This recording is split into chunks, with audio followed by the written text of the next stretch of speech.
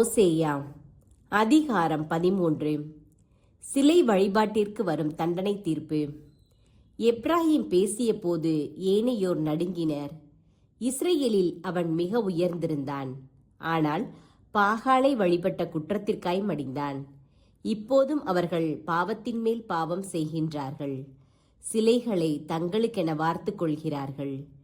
அவர்களுடைய வெள்ளியில் செய்யப்பட்ட சிலைகள் அவை யாவும் தட்டானின் கை வேலைகளே. இவற்றிற்கு பலியிடுங்கள் என்கிறார்கள் அவர்கள். மனிதர் கன்றுக்குட்டிகளை முத்தமிடுகின்றார்கள். ஆதலால் அவர்கள் காலையில் காணும் மேகம் போலும், விரைவில் உலர்ந்து போகும் பனி துளி போலும், சுழற்காற்றில் சிக்கிய களத்து துரும்பு போலும், பலகனி வழியாய் வெளிப்பட்ட புகை போலும் ஆவார்கள். எகிப்து நாட்டினின்று உன்னை விடுவித்த நாள் முதல் நானே உன் கடவுளாகிய ஆண்டவர். என்னை தவிர வேறு கடவுளை நீ அறியாய். என்னையன்றி வேறு மீட்பரும் இல்லை. வறண்ட நிலமாகிய பாலை வெளியில் உன்னை அறிந்து ஆதரித்தவர் நானே. வளமான மேய்ச்சல் கிடைத்தபடியால் அவர்கள் மன நிறைவுற்றார்கள். மன நிறைவடைந்ததும் செருக்குற்று என்னை மறந்து போனார்கள். ஆதலால் நான் அவர்களுக்கு ஒரு சிங்கம் போல் இருப்பேன். வேங்கை போல பாயுமாறு வழியோரத்தில் மறைந்திருப்பேன். குட்டியை பறிகொடுத்த பெண் கரடி போல் அவர்கள் மேல் பாய்ந்து அவர்கள் நெஞ்சை கிழிப்பேன். சிங்கத்தை போல் அங்கேயே அவர்களை தின்றொழிப்பேன். காட்டு விலங்கு அவர்களை கிழித்தெறியும். இஸ்ரவேலே, உன்னை நான் அழிக்கப் போகின்றேன். உனக்கு உதவி செய்ய வல்லவன் யார்? எனக்கு அரசன் வேண்டும், தலைவர்கள் வேண்டும் என்று என்னிடம் கேட்டாய். உன்னை மீட்கும் அரசன் எங்கே? உன் நகர் அனைத்திலும் உள்ள தலைவர்கள் எங்கே?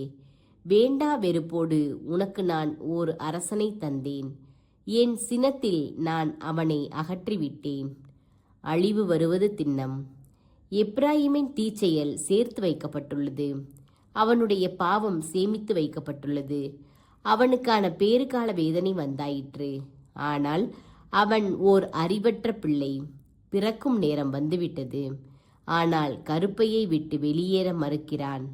பாதாளத்தின் பிடியினின்று அவர்களை விடுவிப்பேனோ? சாவிலிருந்து அவர்களை மீட்பேனோ? சாவே, உன் கொள்ளை நோய்கள் எங்கே? பாதாளமே, உன் அழிவு வேலை எங்கே? தற்போது இரக்கம் என்னிடம் இல்லை. எப்ராஹிம் தன் சகோதரருள் கனி தரும் மரம் போல் இருக்கலாம். ஆயினும் ஆண்டவரின் மூச்சாகிய கீழே காற்று பாலை நிலத்திலிருந்து கிளம்பி வரும். வந்து அவனுடைய நீரோடைகளையும் நீரூற்றுகளையும் வறண்டு போக செய்யும். அவனது கருவூலத்தில் இருந்து விலை உயர்ந்த பொருள்களையெல்லாம் வாரிக்கொண்டு போகும்.